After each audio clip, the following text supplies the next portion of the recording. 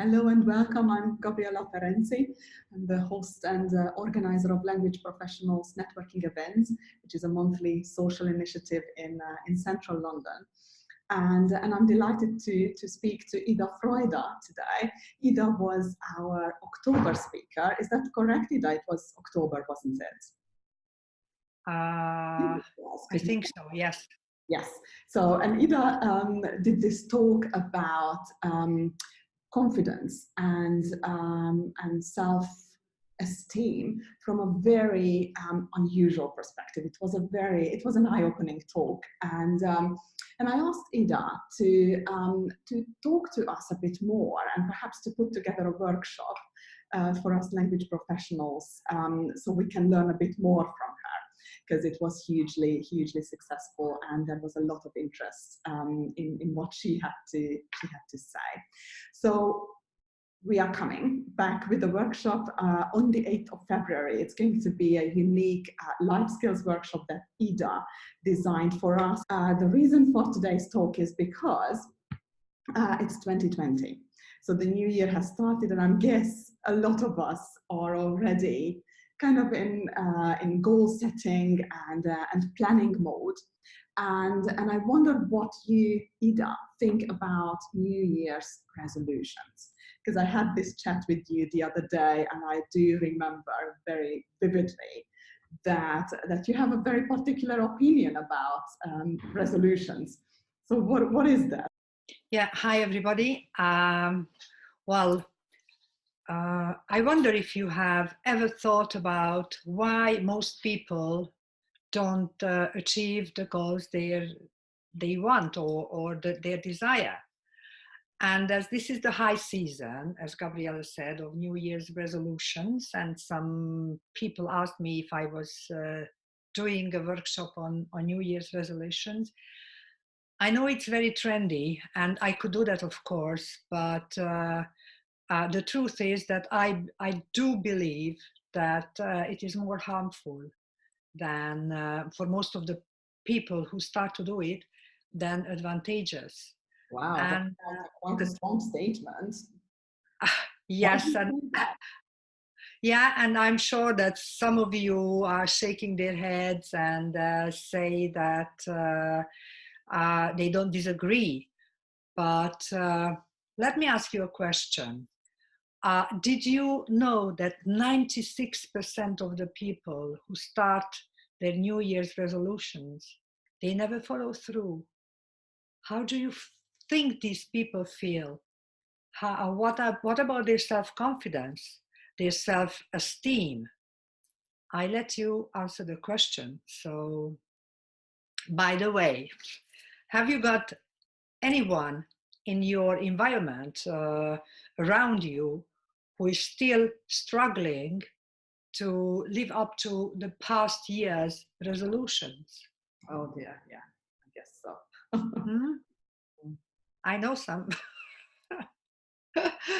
So, and if only 4 or 5% can achieve the resolutions or the goals they set at the beginning of the year, and 96% is a very high failure ratio, for me there must be a reason. And to return to Gabriella's introduction, now I tell you that 95% of your thoughts are not yours. Okay. I imagine that this could be mind-blowing for some of you, and some of you might even say that this woman is nuts. How come that my thoughts are not mine when they are all in my head, and I know them, I created them, I made these thoughts, and not anybody else. I wouldn't take anyone else's thoughts.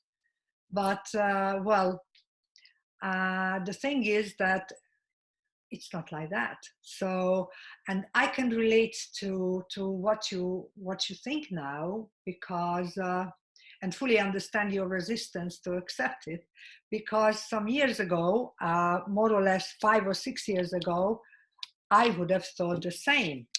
So, and you might ask what happened since then. But before I tell you about this, let me just bring up some common misconceptions. And I'm really curious if you can finish the sentence.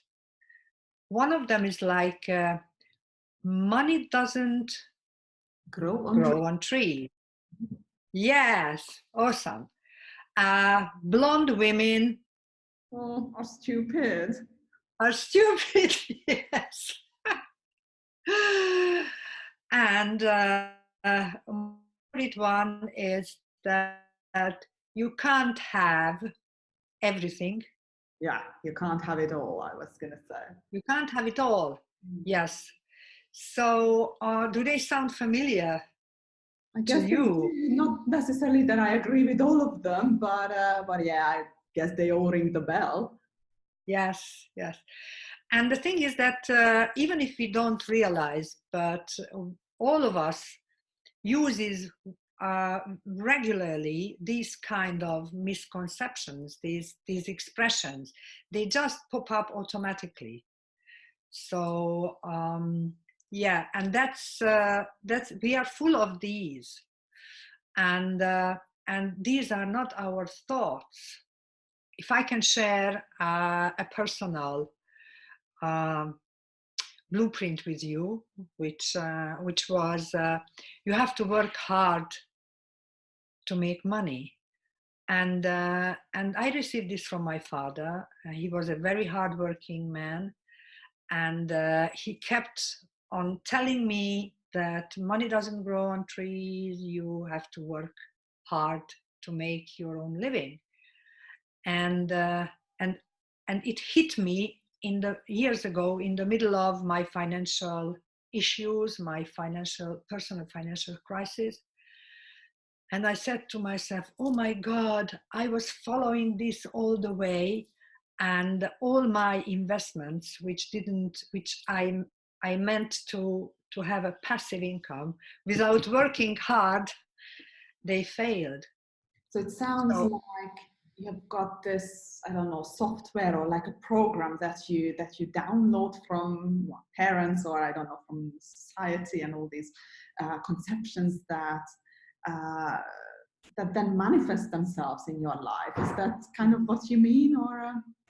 yes, absolutely, because these are programs as the latest in the last 5-6 years. What changed is actually that neuroscience and quantum physics helped a lot to understand who we are, what is in our brain or mind, or what that we have 3 minds actually, and that we are on an autopilot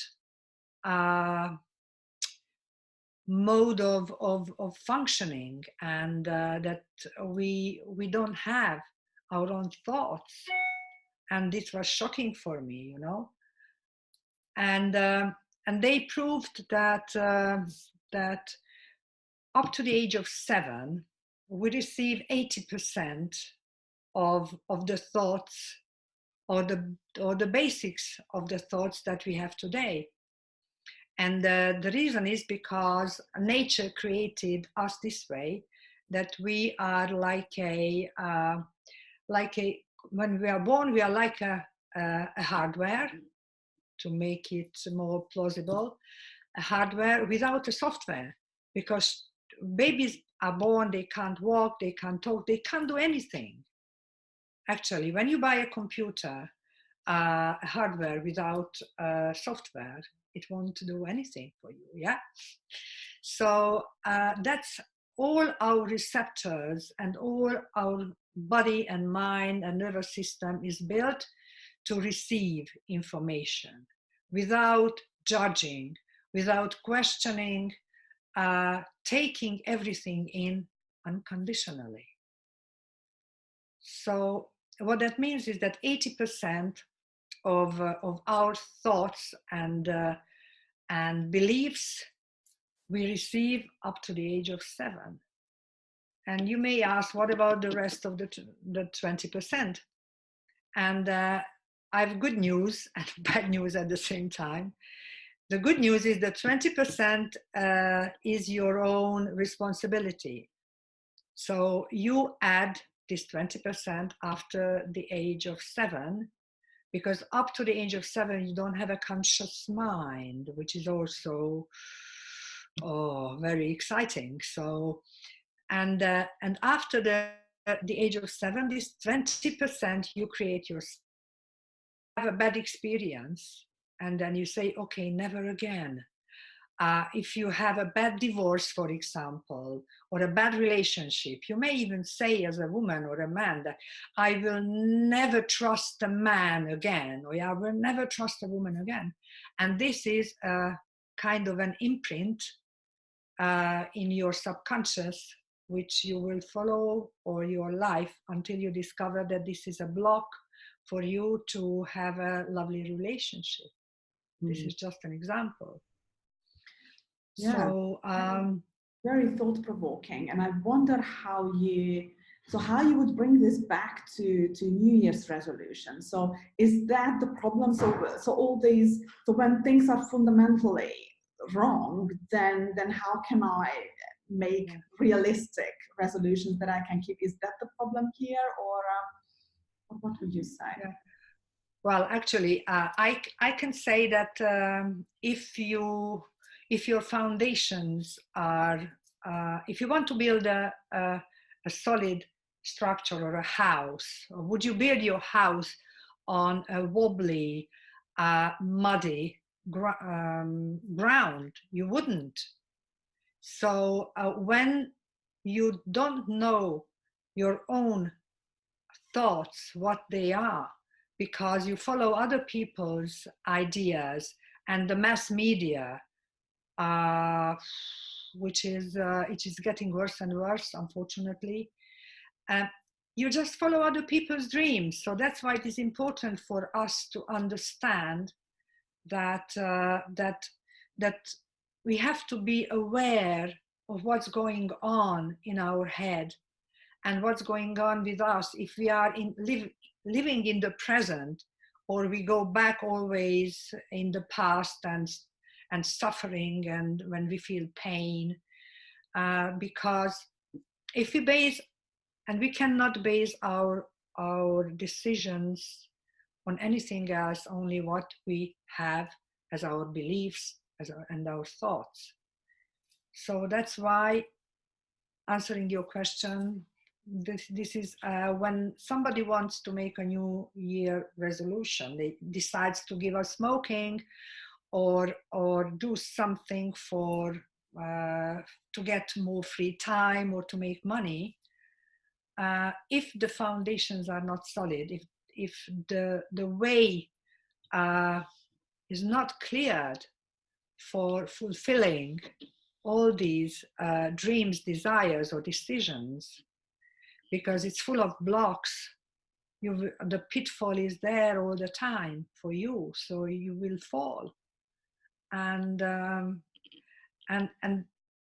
that happens. So that's why I don't like New Year's resolutions, unless we make the necessary preparations and prepare you to clear the blocks and find your misbeliefs that stops you, the little voices that are chattering all the time and telling you you are not good enough, you can't make it, and so on and so on.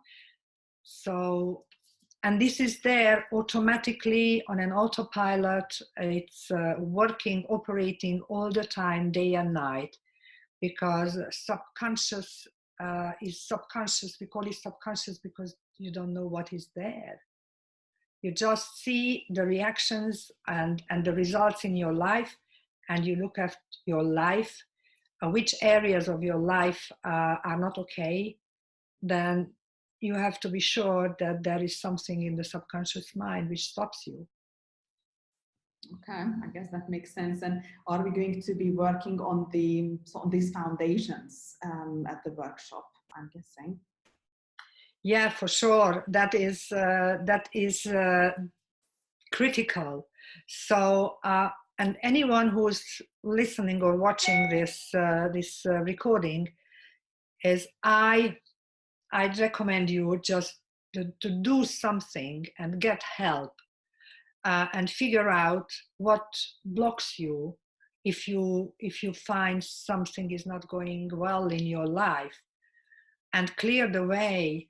Whoever it is who can help you, just go and ask for help, because otherwise you will recycle the problems in different forms, of course, but you will go against the wall all the time, just like a bird which wants to go through the window and doesn't understand that they can't see that there is a block, and we are the same. So who can help you? There are several options, of course. You can find, there are lots of choices. And of course, I am happy to help you as well. If you want to know a little more about yourself, and we will go through all these steps to clear the way in the workshop, which we are going to have at the Language Professionals Network Club. Yeah, I really look forward to it. So it's going to be a whole day workshop. The date is the 8th of February. It's going to be a Saturday.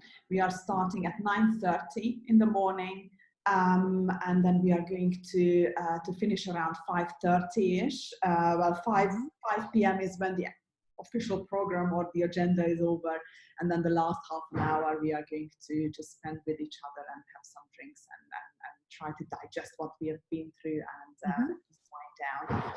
But so it's going to be a full day workshop, and I'm going to add some details below the video so you can check out the agenda under the link. And if this is of interest, then come and meet us, come and join us.